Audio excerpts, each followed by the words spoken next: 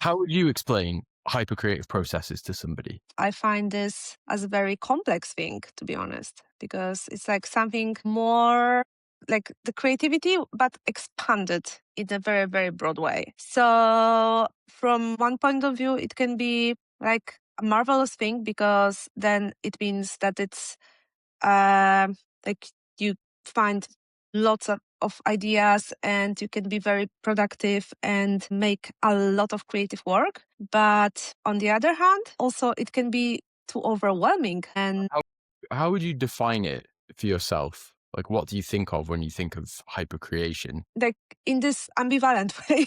That's as I started, because it's like literally having lots of ideas in a very short time from many different perspectives, and they can be like from many different fields as well. But this is like also, for me, it's kind of a part of the process of being creative. But in the same way, it might be overwhelming because you just find these ideas in a very, very fast pace. And there is, you don't have sometimes resources and time to make them happen very quickly. So basically, it's a great thing, but sometimes it's like very tiring thing as well. And so this is one part, how like of hyper creation as hyper creative process as I understand. And also um, in the context of technological advancement is also like I also find it as a creative process supported with for example with some tools that you can you as a human, you are a creative person, you have your creative processes, but also you can make them, I know, better, more organized, make more than it used to be possible with help of some different tools, possibilities that weren't there before. So you can expand your creative process with help from outside. So, Mhm. how does your creative work change when you start using tools, generative AI tools and LLMs and this kind of thing? But of course, we Mm. can more broadly speak about technology in general, cloud, ways of storing, ways of sharing, all of it. It would be really interesting to hear how it sort of affects your workflow or your Mm. creative processes. I can say I'm still in the process of creating my perfect workflow. It can be messy and very unexpected sometimes, as I I don't know, I have this kind of a way of being involved in a few projects in the same time. So this is very demanding, but also this is how I found out on some point that like one project is not enough for me, or even one type of job, it's also like not enough for me, basically. And I think I'm quite a lucky person that I can find myself in many different projects, in many different roles, sometimes in the same time, being in many projects at once, especially when all of them are very demanding and there are many deadlines, is quite hard and overwhelming, can be overwhelming. So in these situations, I honestly, I have to sometimes find a support to organize myself better, to make some processes and things to happen faster. So, because like I have the tendency to do some creative work with a very long time, not knowing that it already took so much time. So basically I have this kind of time blindness, as you can call it. And if I'm in this flow state, I can just dive into this and just forget about the reality. And it might be tricky if I have to deliver something until some, like in a, some, But do you feel that working on multiple projects at once is more effective for being able to kind of, do a small part of one thing and then be able to sort of say, okay, I'm going to take a break now, or, maybe it kind of inspires you to do something in another project and then you can take a break from that and go back to the first one and kind of move around? Or do you think that it makes more sense Mhm. to be kind of more solid? Because you already said about how you're quite happy to have this kind of changeable, maybe not like solidly defined kind of career path in the old sense, which I think is Mhm. becoming more and more common now, right? It's like people can have multiple different roles in their lives and also the idea of bringing in these kind of smaller income streams. You can sell ebooks, you can have a podcast, you can do lots of different things as we both do. And so how does Mhm. that all influence the creativity and what is good and what is bad for you? It's difficult to explain because it depends on a day, it depends on a context, and it depends how many projects and how demanding are the projects at once. Like I found it difficult to switch in between projects very fast. Like for example, I like to have one day or half of a day dedicated to one project and the second part of the day or another day to switch into something else. This is fine for me, but if I have to work on 2 or 3 projects, like, or even more in one day, it might be paralyzing even for me. So I need some kind of organization and I need to basically some tool or someone to help me to organize my time in a productive way. And because like when I dive into some topic, when I have to stop and switch into another topic, I find it very difficult mostly. It's possible for me, but it also is quite hard You feel that because the kind of Mhm. environment around you, and again, the tools kind of come into this as well, because that's Yeah. obviously kind of part of the creative environment or the work environment. Do you find that that also affects how you're able to switch between things? So if you could somehow have like the perfect environment for kind of project A and then the perfect environment for project B and somehow be able to kind of flexibly move between the Mm. two, do you think that would make a difference to the possibility for you to be able to change more easily to help, to Mm, support your, way of thinking about it? I like to I like to have different spaces for different kind of work, and I like to change the spaces. So, for example, I can give you an example from my field. Like, of course, I have my desk and my like things around me that are quite nice to be surrounded with when I work in front of the computer. But also when I do the sound job, for example, it's usually it's like we were going to the location, and this location is especially prepared for the project. So I also switched into this role as a sound recordist, and then it's like the whole environment also impacts your focus, your workflow. So I like to switch in between also spaces to find myself better in a different role. But also, I ask you about this because it's also very important, of course, to have the environment in your head as well, like, and also in your tool, the hardware uh, which you use. For example, I have many different folders on my desktop. Even it sometimes it gets messy. Try to find time to also mm, organize things to not get lost with so many documents or I don't know some files What and about all yeah. of those kind of systems using this Hmm. kind of file structure, which obviously comes from a much older kind of iteration of organizing things in offices. These Hmm. old metal filing cabinets, literally, right, that we've all seen Yeah. so many of. Um, and the idea that basically so many of these things still exist, and you can see the analogy in kind of like music creation, for example, with digital audio workstations, where it's based on an analog workflow from the past. And Yeah. how do you feel about the new abilities that you can have to create environments to organize your files or whatever it might be, and also the way that AI kind of can help you do that? What's your sort of thoughts on it? I test some solutions that are already available. I use LLMs. I use different also projects. Well, I think it could be changed into more flexible workspace. That would be more helpful because sometimes like even messing with these files in my computer, like copying, deleting, Yeah. finding the proper space, naming them, organizing this. It's like sometimes it's even this is overwhelming for me because like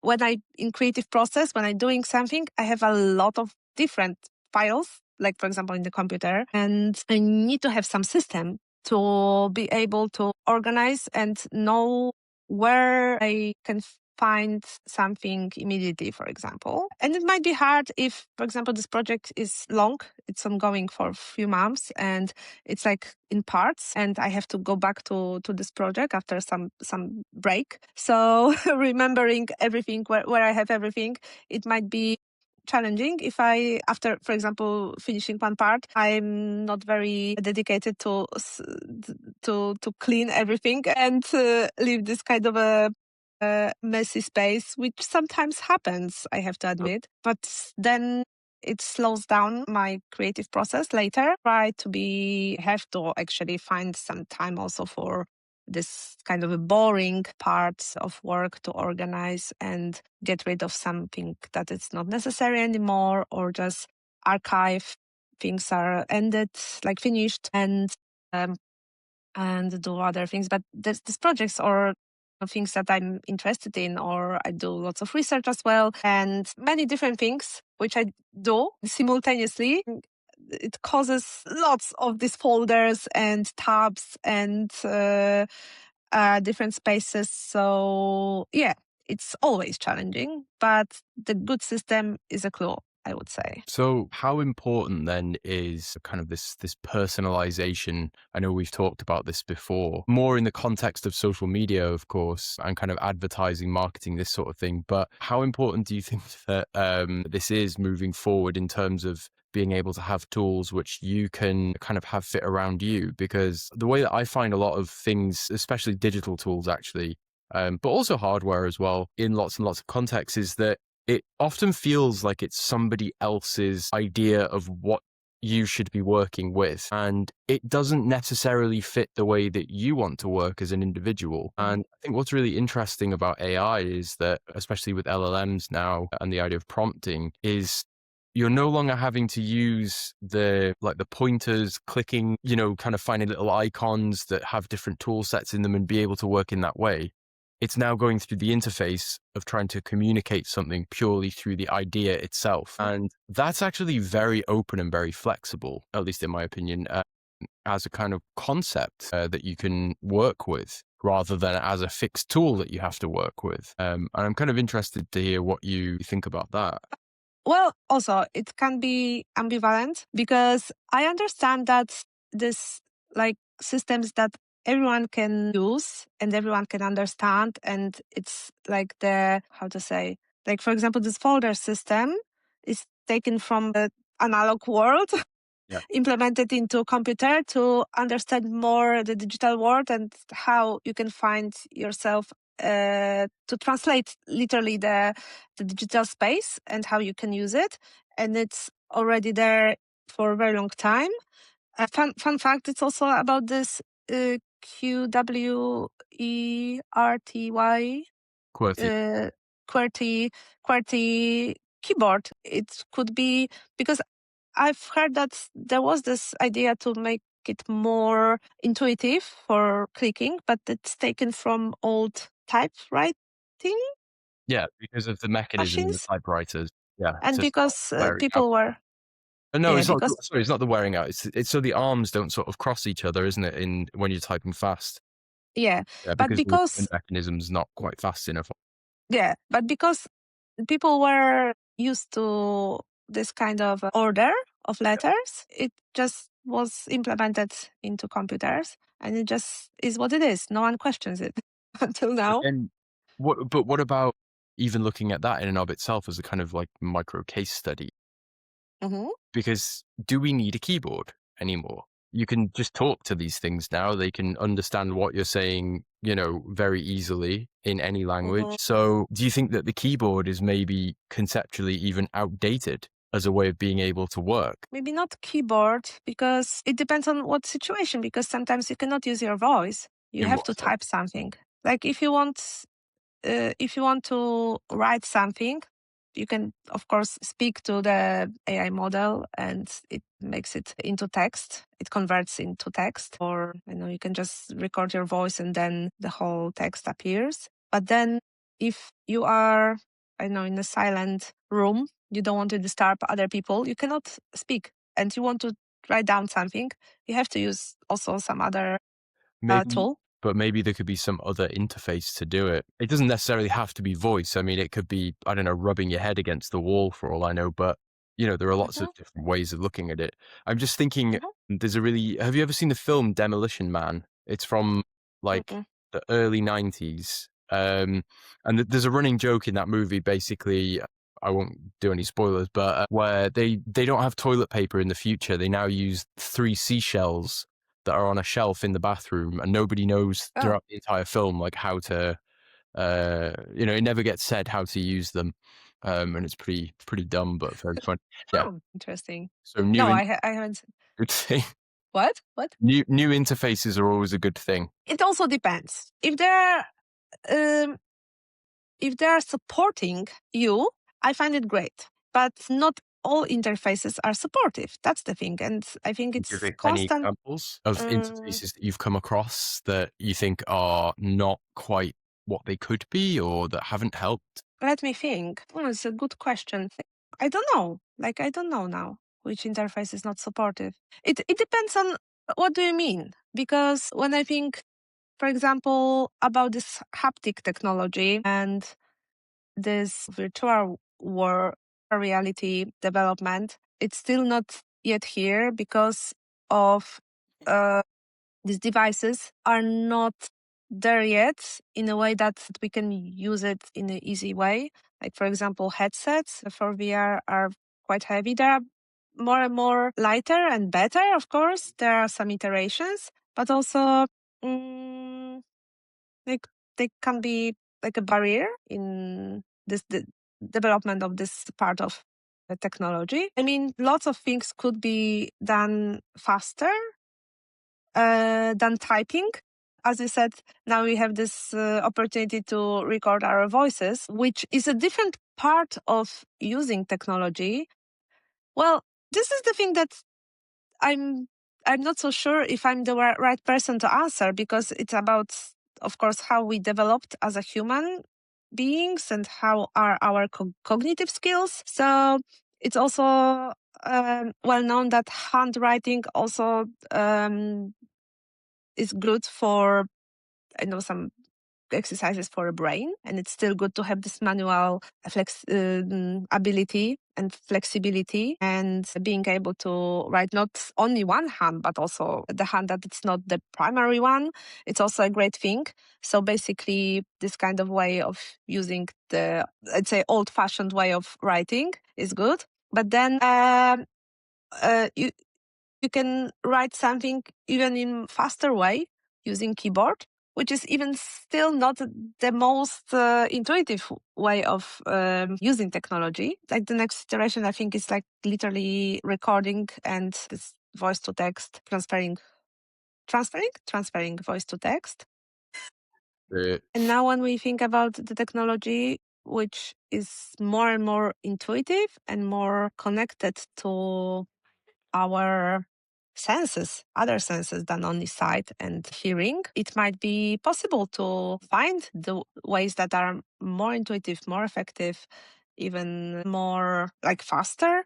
I don't know. Like, I think everything is in front of us and we just need to see what is possible now. yeah, for sure. I think it's a Mm, really exciting time, and I think that, of course, as you say, these other sort of elements that have started to appear, and especially when you start thinking about kind of the potential of VR or mm, XR, we could say the potential of AI, and the sort of combinations of all of these things and what they will be able to offer in time. It's pretty cool. So let's talk a little bit about ownership and mm. authorship and copyrights. So when we're thinking about a kind of hypercreative processes, who owns a song, a text, an image when it's being created using generative AI? Who is the one that's being creative?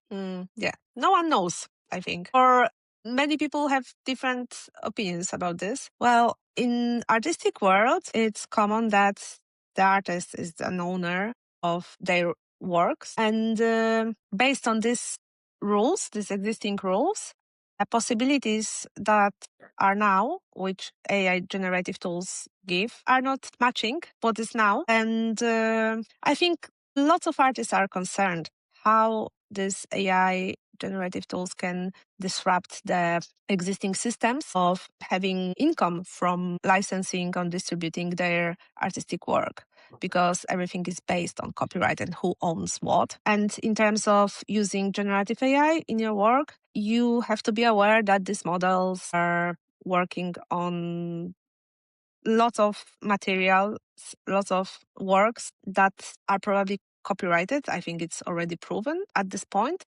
But wouldn't you say, though, that there's somehow a parallel between this kind of being influenced by other works and the the copyrighted training data? Because there is no, not just musician artists, but specifically thinking of musicians, there's no musician Hmm. that hasn't learned from historical examples, whether, it Yeah. doesn't matter what genre, whether it's for instrumental kind of learning or compositional learning or whatever it might be.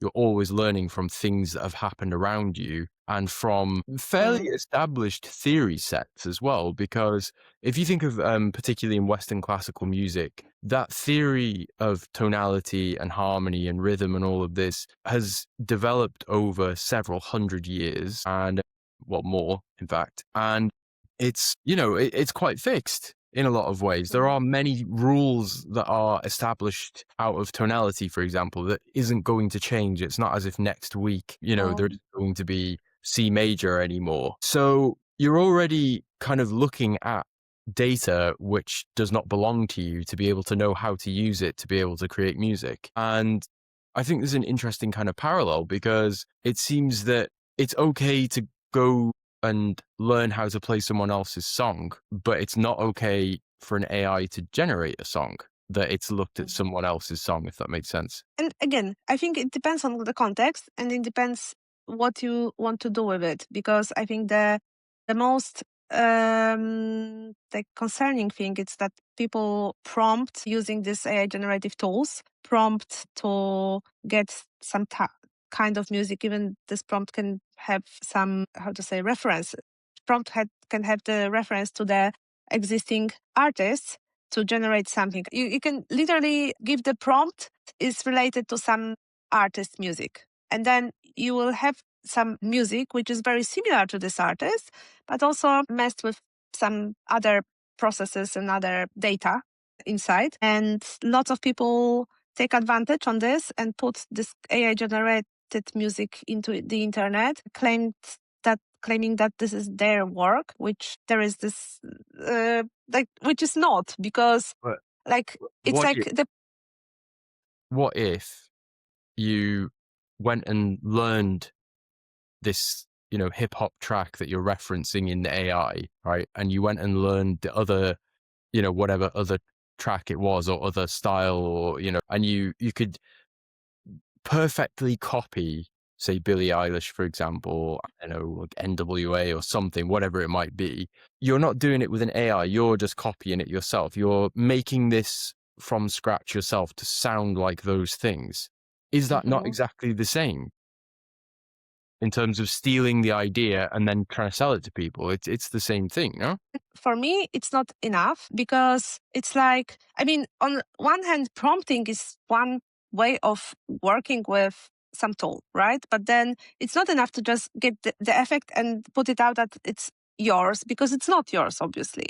The thing is, if you, for example, use it and process it through your creativity, for example, take some part of it, like mess with it, go and work with this motive or some, I don't know, sample that you like from the song, and then add something from yourself. It's already more yours than it was through only prompting. This is my opinion, but this is also like this the question that lots of people have different opinions. But as I understand it, I like this analogy with going to the restaurant and order some, and you get this dish and you name yourself chef because you can describe what you want. As I understand it, it's the creative process. It's not through prompting. Prompting can be a part of creative process, but then it's not going through you as a human. It's like you can have this idea, you can play on the instrument, you can just record something and mess in some software, but it's like you are somehow connected to the process. While with prompting, you are not connected to this process. You prompt and it just doing something, and you have no control over what is in the end of this. But you're still So, defining parts of it though, because in the prompt you're asking for hip hop, mhm, maybe a certain kind of drum sound or mhm. whatever, and you are still defining what you want it to be. So Yes, there is you a are defining. process there in What? there is a part of that process there then in prompting even. I mean, yes, as a part of creative process, I don't mind also using prompting, because these tools can be helpful for, like, for some stage of creative process. Sometimes I also use it to just for fun, or I don't know, to find out like what can be. But I wouldn't even call myself as an author of what is in the end of it, because if I want to uh, call myself author of some work, I have to feel that I put an effort. I have put like some my way of thinking, my way of feeling, like part of myself, if we can say in these words. And I have to pay attention to what I do as well. Having this flow state with prompting, I never have like flow state in a way that I feel that I'm creating something. It's like a part of this process, which is helpful as a tool, but then I need to shape it more. And as a musician, I think you also could agree with me that, like, if I create some sound work, let's say, some music, even if it's tonal music, I have to feel that, I don't know, like, I have some idea for the melody, let's say, in this very simple way. So probably it's inspired through like lots of hundreds, thousands, millions melodies I've been listening until now. But this is also like a mix of my impression of it, and it's somehow from some subconsciousness even it gets out. Do you think that there is any such thing as this kind of individual, personal kind of creativity? Does it really exist, or is it just something that we think exists? Because I think when you're talking about, and I'm going to use like a very Mhm. specific kind of example here. When you're talking about your melody, it's already based on 12 notes, probably, because most Western Yeah. classical music until now, with all pop and electronic stuff and rap and hip hop and whatever, it's usually the same 12 notes. They're usually tuned the same. So there aren't the micro variations between them, even. So it's Mhm. equally tempered, the black and white keys on a keyboard. And we are physically limited by what we can play, because you don't have, 40 fingers, and you can't, play certain chords because you can only do what you can with your hands or whatever. And yes, okay, you can do it in MIDI, and there are ways around it. But generally speaking, if someone's kind of writing something, it's probably going to be kind of around what's physically possible, what you understand as theory, because Mhm. I'm going to guess that not many people kind of will start off like a melody, if that's if that's how you write, by going out on the street and hearing a bird and thinking, oh, that's a great tune, I'm going to go and write that down. It's usually thought Mhm. out because of the keyboard, right? Or because of whatever instrument it might be. And so it's already kind of preordained for you up to a certain point before you start getting into more kind of experimental ways of approaching things, that what you're going to do, there are only so many combinations of, because Mhm. you already have your 12 notes. You can, mess around with them a little bit, but generally speaking, it's going to be kind of fixed. So Yeah. is it really yours anyway? And then you get on to Mhm. instruments where you can look at it and say, like we were talking before about this Yamaha DX7, piano sound appears in house music in the 90s. And well, that's already a digital sample that Mhm. exists on that keyboard specifically, or on that synthesizer, that already exists on there.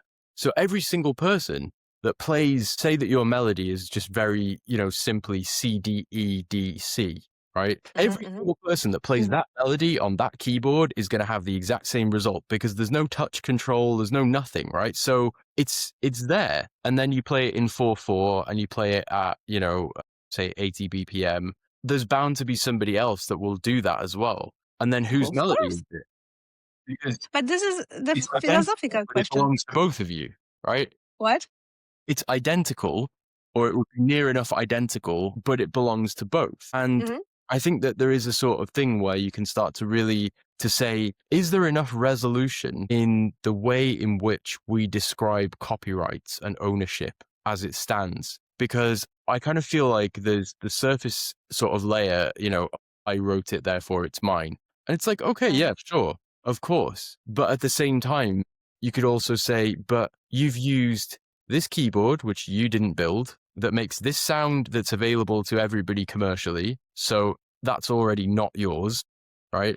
Plus Mhm. the music theory itself, which probably isn't yours unless you're a brilliant, composer, whatever, that can come up with new theory. It's like almost guaranteed to be something that already exists in the ether. And so all you're doing is kind of taking ingredients that already exist and kind of smashing them together in different ways. And yes, you'll get maybe a different result, but the point is that it's not 100% yours anyway. And that goes for anything. So, Yeah, I know what you mean. The sorry, thing is go because we are like at this in the development process, you always have on. some background, something that you are impacted in, and even some melodies that probably you are deep inside you, like you've heard, and somehow they appear again from some like old songs or something that you've heard before.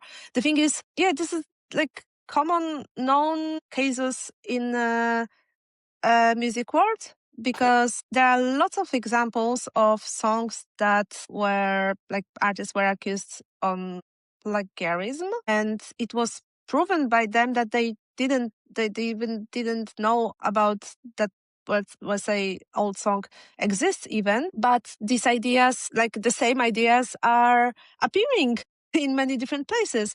But also it's always the risk that someone can have the same idea, especially in music world, if you work on tonal material in like Western tonality. And then you just narrow down the thing for some genre to some instruments, to like, the way of arrangement and how the order of parts of a song is. It's very, very also obvious when you listen to the mainstream radio. A lot of pop songs are very similar. And well, I don't know what to say because it is how it is now. The thing is this law has to define some things, like in terms of music, it's music elements. So like melody is always the most recognizable element, and like melody rhythm with the rhythm, because the same melody can be with totally different rhythm. And then I guess people who are responsible to make opinion on this, the professional opinion, they say, okay, sounds are the same, the pitches, but the rhythm is different. So it's like something different. Then there is the harmony. There is also the arrangement. Like when sometimes I see this YouTube videos from different producers that they explain their process on very famous songs, and like all of these elements are very, let's say, simple, very obvious. Sometimes the rhythm is very simple, the motive is very simple. Very often there is one motive which is ongoing through the whole song and it's very catchy, but then you have this layer of other instruments. Then you can add some additional sounds. Then you have of course the vocal, if it's like a pop, like this is the most common genre, let's say, to understand. So this is it's like simple to explain with this example, but it's always like it happens in between one or few people meeting in the studio. They have some ideas, very simple ideas, come together and they produce something that is a bit different than anything exists, or they already take something very obvious from old song and they even claim that, oh, this snare is from this song, or this motive is taken from this song, like the loop, right? And it's well known, but it's also somehow like transferred through their But then workflow, their that's creativity. a different question though, because it's very much about kind of saying, okay, I am taking, this part from this other thing and I'm going to repeat it a whole bunch of times, or I'm going to stretch it and do something funny. Mhm. Obviously this shows up a lot from basically the sort of 80s onwards, but it's even common before that. And even in classical music, the idea of quotation, you can quote somebody else's melody or something. I think it's a funny thing because I'm wondering now about the classical music version of this, whether composers were offended somehow by other people taking their melodies, or maybe it was seen as a kind of, a sort of nod or a homage, Mhm. maybe in a kind of a nice way, showing respect kind of, to some melody that you really like. Whereas the difference becomes in this kind of hip hop stuff from, the sort of 80s onwards, where there's a lot of money involved. And I think that's where, people start to get very precious about what's theirs and what's not. And it's not necessarily around the kind of Mhm. rightful, way of measuring who owns something really. What is creativity, and why does it matter so much that your creativity can't be also used by someone else? Because maybe it's just homage. Maybe they happen to really like your snare drum that you recorded that one time. Uh, So I think we got to the clue of it, because I think the question should be, how precious are ideas and who owns the best ideas? And it's everywhere. Like, you can implement it in music field, in like all art, of course, but also some in the science, who invent some, you know, new way of, doing something, who discovers You see, like. discoveries, that's an interesting one. Scientific discovery. Because, of course, there you often have these problems where someone will claim that they've discovered something, and then there'll be, other people claiming that they've discovered it first.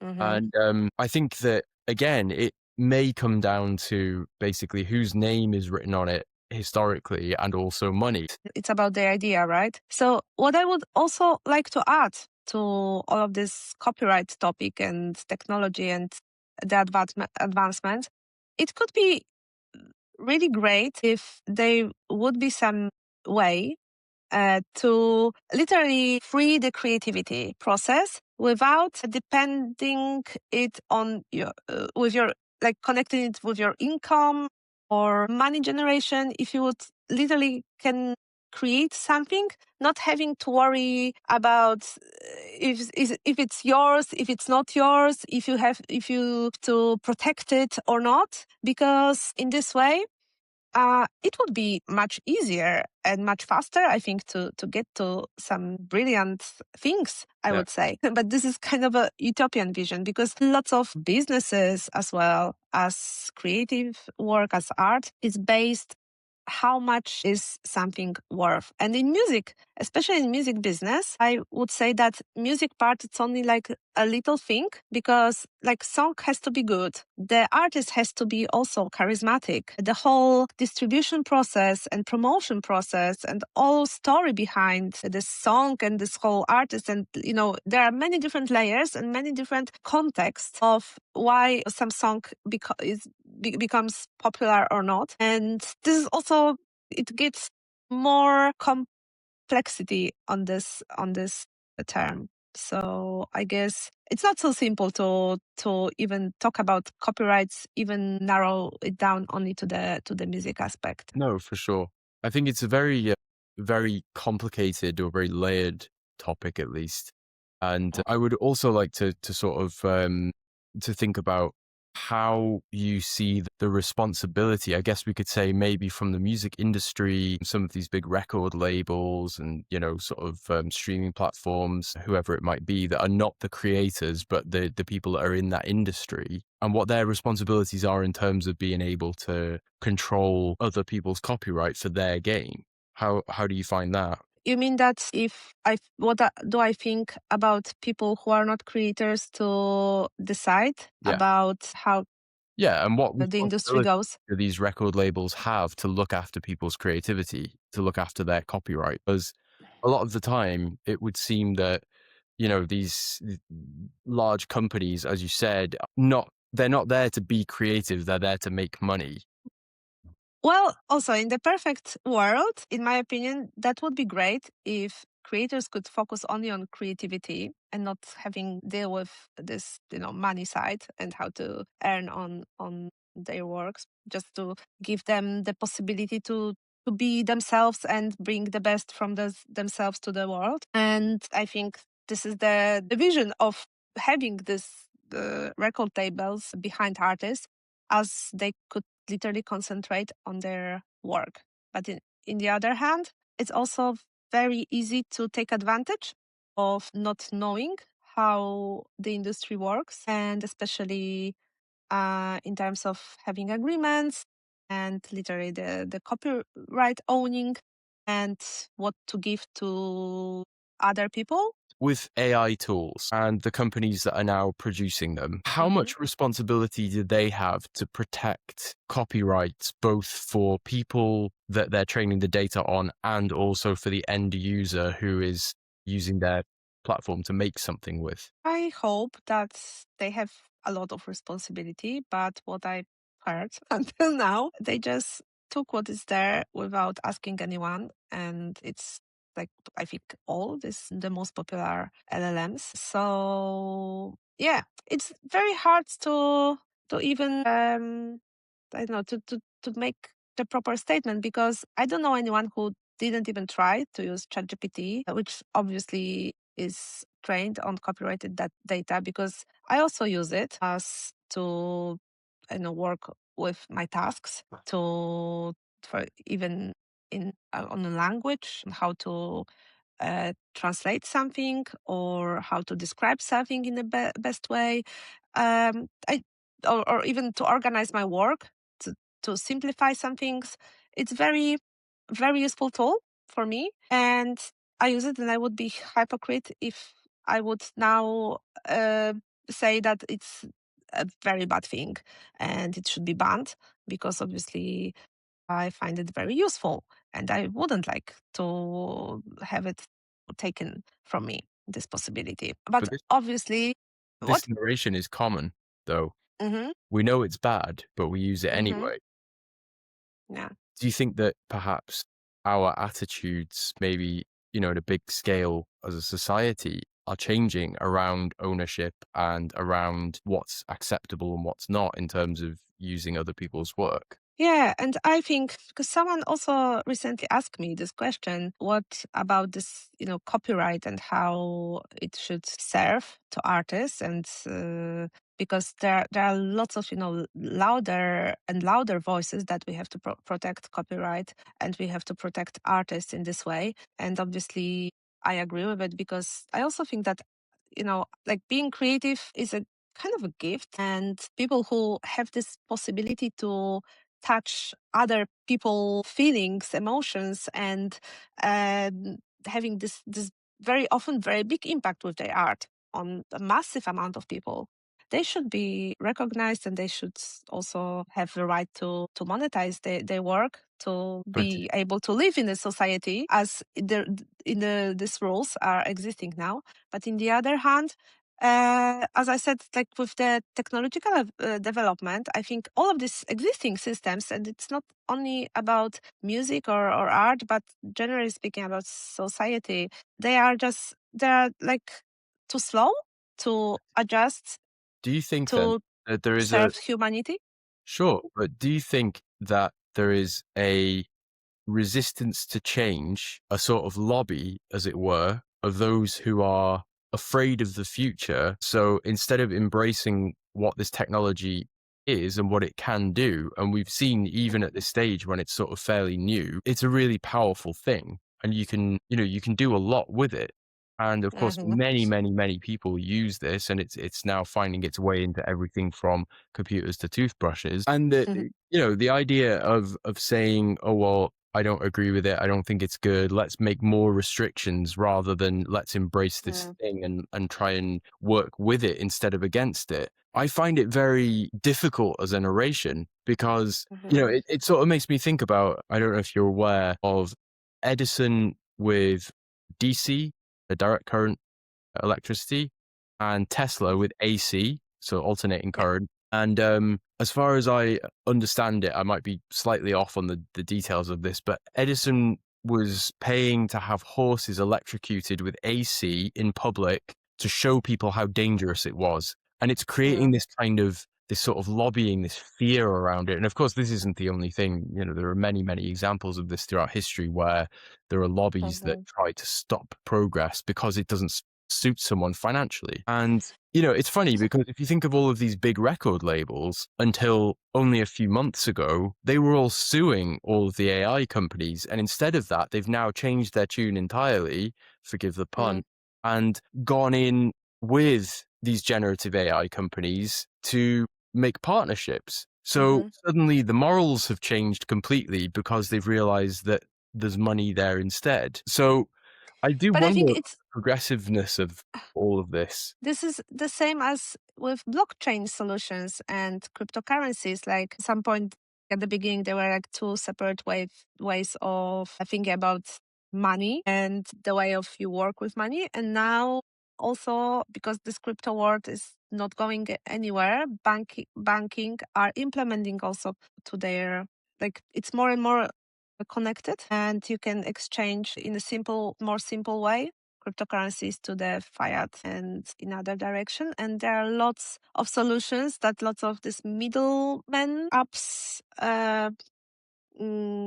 that enable you to make it easier. And I think it's like for example, this blockchain analogy. I mentioned that because I think it lost its purpose from the beginning. It's now changed. It's not now a part of the whole ecosystem of dealing with money. It's more and more unified. And I think it happened like in the same way somehow with this AI, generative AI and creative industry, as they try to implement it because it's there and it's not going anywhere. I think everyone just found out that it's too, now it's spread. These tools are very, very common and they are going to stay with us. So the old industry tries to find the proper way to not being behind, but just to find a way to deal with it. And I hope it's for the best, and this will help artists to But monetize their work, but we will see how it's gonna happen, this merge. what do Let's you see. think though about creators that are extremely sort of firmly against AI? Because wouldn't you argue that maybe instead of being against Mm, it, it's better to sort of find a way to work with it? As you say, it's not going anywhere at this point. mhm, And, even the kind of European Union regulations, which are very slow to sort of happen, I think it's fairly unlikely that even though there may be more restrictions, they're probably not going to be so harsh because I think the benefits are starting to become very obvious. So no. maybe the notion of not going with this, not finding a way that you can, fairly use your work and others, or fairly place your work and use others' work to be able to create, and see it as maybe a little bit like the internet, like this total archive of stuff that you can draw from. You can have many, many, many influences then, and you can experiment with things in a different way instead of fighting with it. Yeah, well, I would say to being in a total opposition to these tools, I wouldn't say it's the best. It's also only my opinion from my perspective, because these tools give also totally different opportunities for the creative process. And if you Yeah. use it wisely, you can literally make yourself more creative in that sense. But as with every tool, it can also make lots of harm. So what I think, all of these artists who are against AI, they are not against the AI itself, but how you use it, and what you that you want to take advantage on it in a not fair way. But I can say this analogy with because technology is advancing all the time. So in the past, you've been moving with horses, right? And then the car was invented, and there were lots of protests because of cars, but they didn't bring anything because it occurred to be faster, on some point cheaper, more convenient, and all of these better features just made it to happen that it implemented to the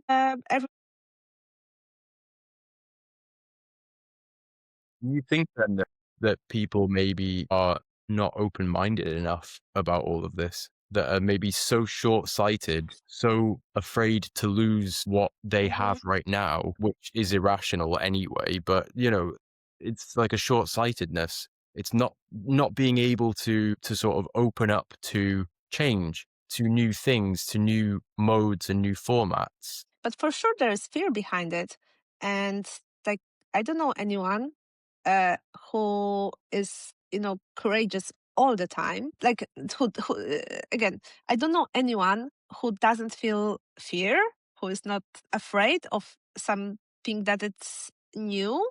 But then I think that the approach should be like, even you have this fear, just check it, just see, be responsible, because it has to be balanced. I mean, this fear, because of course I'm not surprised. And I also think that, like, being protective, it's not a bad thing, but being protective to the point that it's irrational, to stop, development, to stop finding better ways to exist into your workflow, to anything. And again, it's not only in music, but in many different fields. I find it,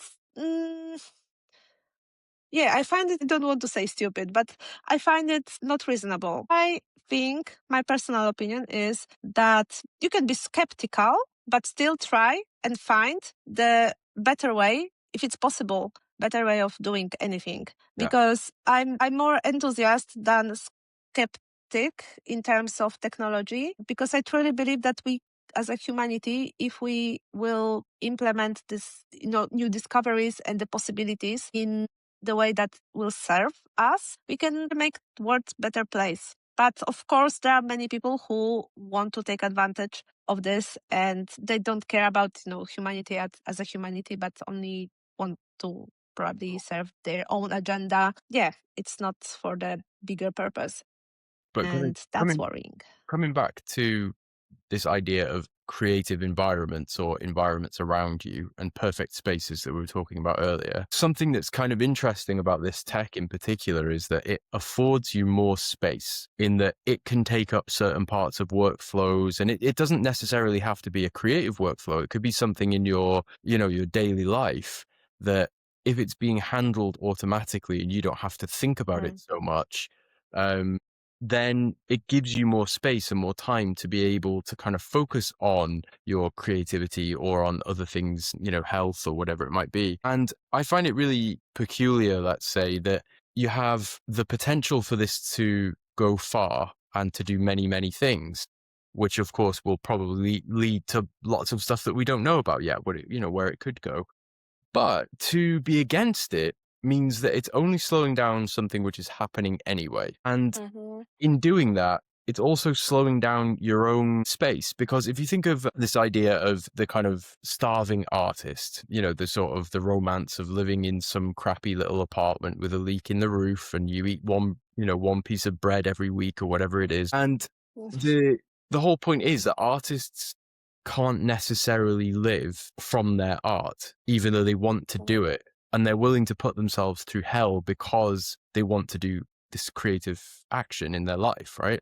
And it's not necessarily about making money for them. And I think that there's a sort of a feedback cycle there where you have people that are so scared of saying, let's get this automation into the world, that they're not realizing how much it could help them to actually achieve what they want to achieve. And that's kind of very sad for me. Well, but you cannot be responsible for these people, Aren't we all because if they are, responsible for everyone? We all live here. well, yeah, the thing is, if you resist to what is coming, and they make this choice to not finding out, to not check what is going on, I mean, the whole knowledge is there in the internet. You can, like, literally very, very easily find out and, like, literally test all of these possibilities that are there. And now you can learn anything. You can, like, the amount of possibilities is huge. And of course, there are also many obstacles. But then I think if someone is against the progress, it's like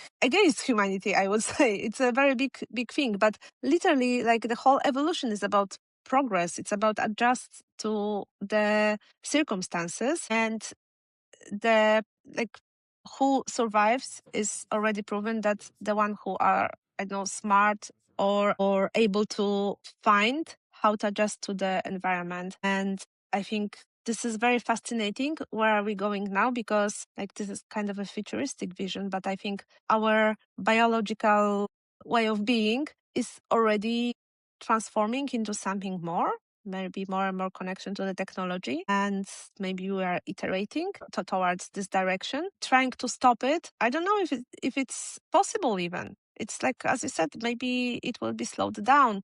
But then my question is like there are so many already examples of focusing on not the right things.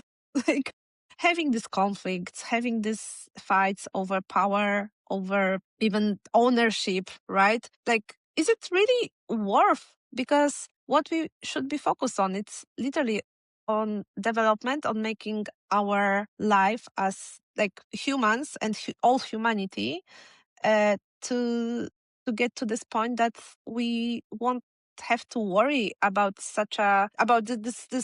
we don't have to worry how to survive. Basically, we should be already smart enough to not repeat our mistakes from the past. But Well, obviously, not I think everyone there's a big can problem think in this now way. as well, which is Yeah. like with some of these conflicts that are currently ongoing. It seems to me like there's still a lot of very sort of 20th century or even before attitudes that still exist about certain things.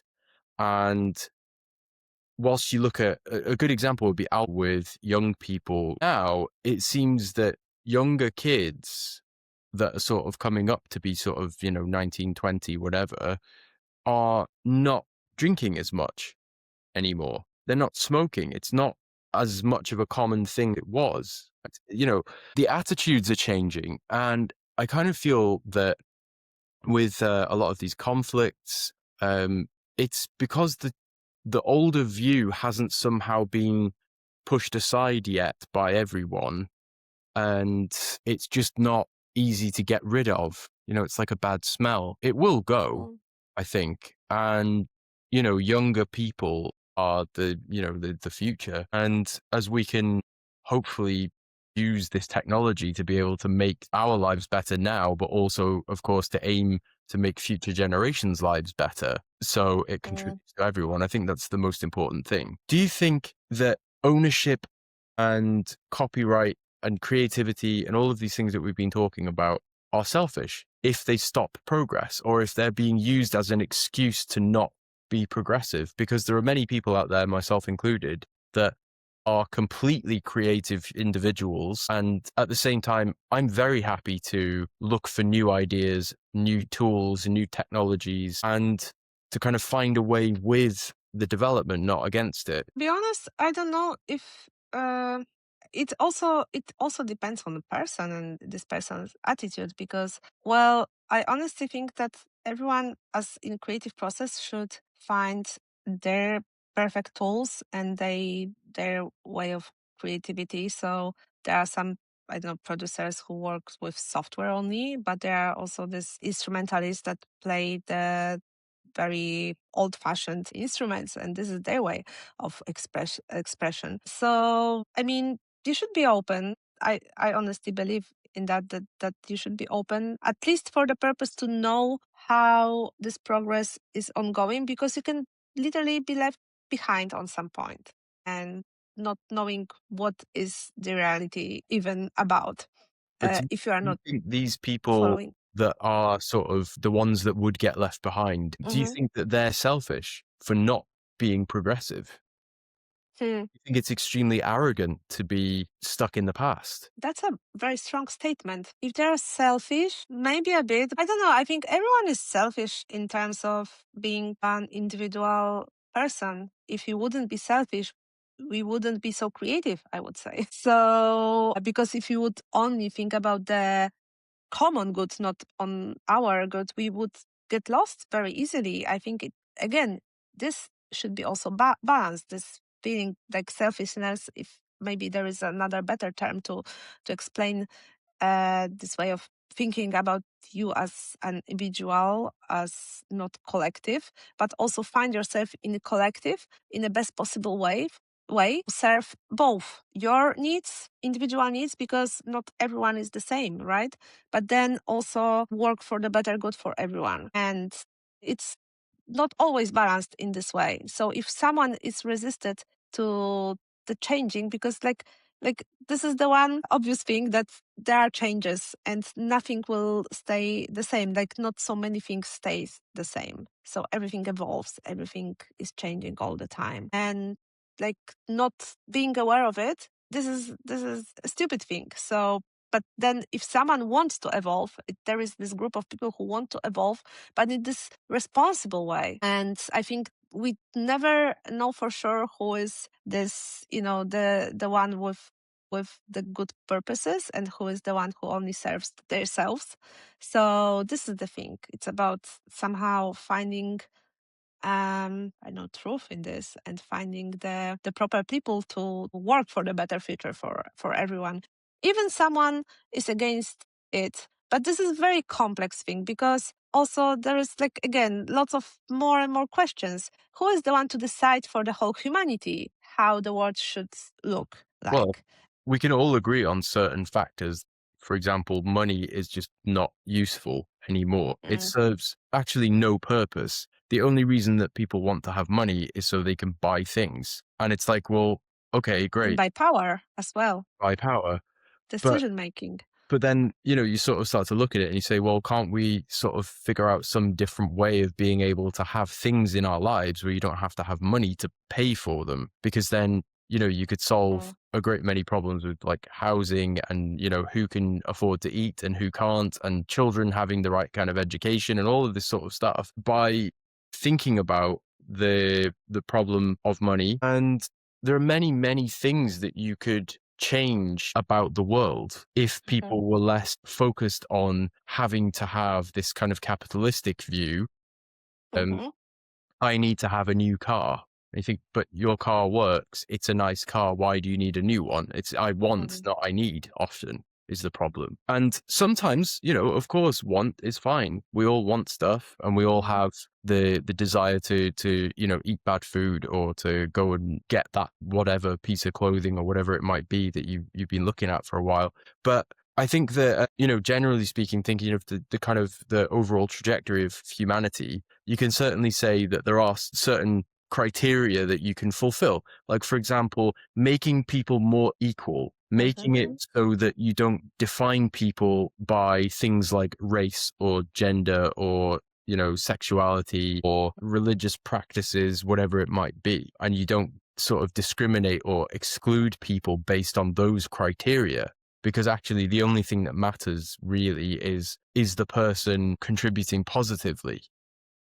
Mm. So basically, if you're not a criminal, then it's fine. And thinking about, things like, instead of, how can we make disabled people's lives easier? I think the question is more, how can we advance medical science to the point where you can screen for things early on and gene correct, or you can, Mm. do surgery, whatever it might be, to be able to not have these things in the first place, you know? And yeah, it's a big, long vision, of course. This is not going to happen overnight. But, anybody that says that they don't agree with that is crazy. Like, why would you not want that? Mm.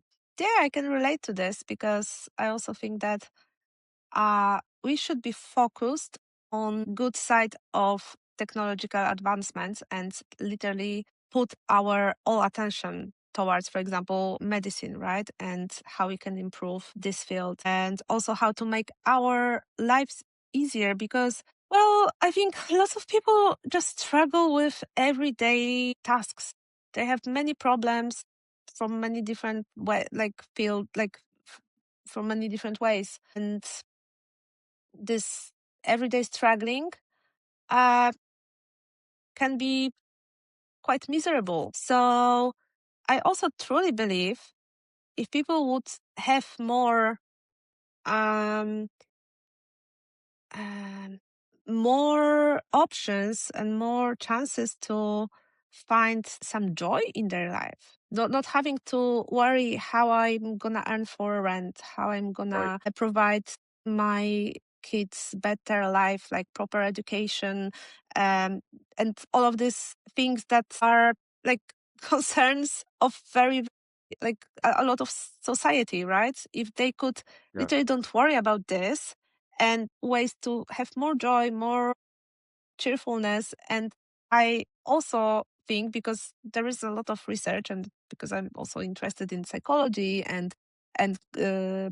neuroscience, cognitive skills as well, development of cognitive skills. So, like, because we are quite, I know, often depressed because life is not easy enough, we don't have actually allowed, I think, ourselves to being creative. And Mhm. this is this kind of this is the thing that brings joy. People don't allow themselves to be creative. They don't have time to be creative. I think Yeah. they find hard to find the creativity in themselves, and I wish it could be more possible on some point. Um, So, where do you see the future of creativity and also of music going? I'm not a fortune teller, unfortunately, so I don't know. This is my short answer. What I would wish to happen is to literally free creative process from all of these things around, and not define artists through how much money they make, but basically define this music world and being an artist, being a musician through like what is happening with themselves, with this creative process, and what is like a result of it, without having to measure it through this, I don't know, like without having to measure it through like data, like numbers, Yeah, let's say. through the TikTok metrics, right? Yeah. Indeed, just be like, find this pure joy of the creative process. And like, but with any industry, I think in the systems as they work now, like, because you have to monetize somehow your work, and artists' work is like being creative. You have to somehow monetize your creativity. This is like the how things are now. So I hope there will be more possibilities to monetize it in a more fair way Yeah. for artists, and to not having to worry too much about the results, Yeah. just to free their creativity.